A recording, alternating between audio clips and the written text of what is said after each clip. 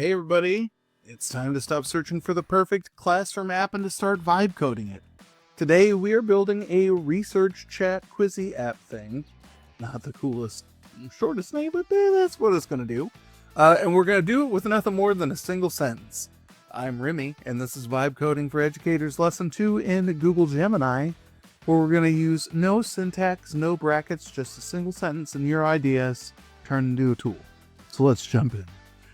All right, here we are in Gemini with today's prompt, paste research, and I'm going to tell you why that's there in a second. Build a study app based on this, include a summary and an expandable glossary. Before we hit our enter button, we want to make sure that we click on canvas mode. So let's say here I could literally paste any kind of research or any kind of document that I'm having my kids read, but let's say that we're working on the Pythagorean theorem today. And you can see that I can't spell nor capitalize. In our first video, we did it in pro mode, so you could see how much longer it took to think of things. Today, I'll show it to you in fast mode, just so you can get a comparison of what it creates. So you can see, boom, it's quickly throwing together a specific study app for my students. Again, if I accidentally close the canvas, I can click on this gray box, this version 1, as soon as it's done coding, and it will pop up. And remember, don't ask any questions until you see the spinny wheel done up here or it gets grumpy. So in here, okay. In a right angle triangle, the square of the length of the hypotenuse and the side of the opposite right angle is equal to the sum of the squares of the lengths of the two other sides. I don't know why I put dollar signs in there, so maybe that would be something I play with in an iteration, right? Because maybe that makes it hard for students to know side unless a dollar sign is a side notation in math, but I don't know that.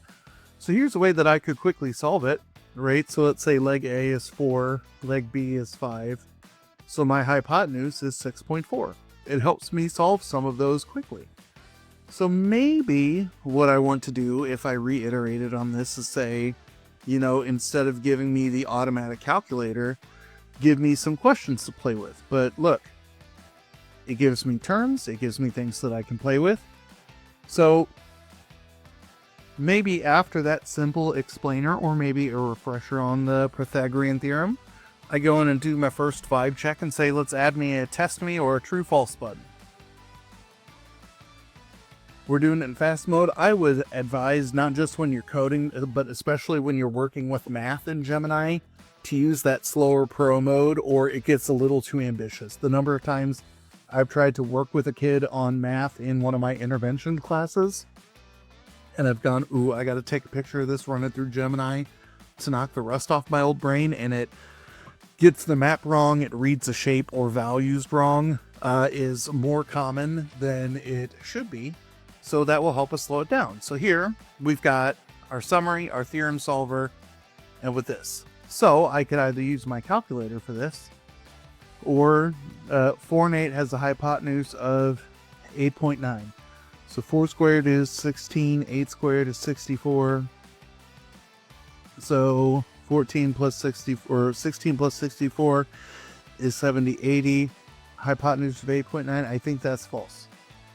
Oh, it is 8.9, and I can't do that kind of math. But I could say new question. 10 and 5 has a hypotenuse of 11.2. True? Aha, I did it.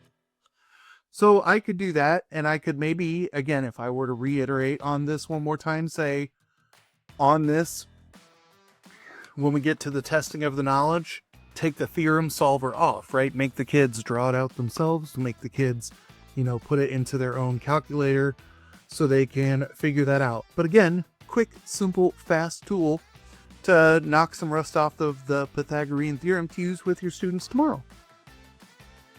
Just like in lesson 1, now it's your turn. Take that simple prompt that we used today, change the vibe, make it match your classroom, your content, your kiddos, your specific need, and test it. And if you think it saved you, a little bit of time on prep, give you a fun new tool to play with the kids, and you can look at them and be like, I made that. Hit subscribe. In the next video, we're going to work on one of my favorite things. We're going to build a physics lab which I think is super dope. So hopefully I can make the video as exciting as I am playing with those, and I'll see you there.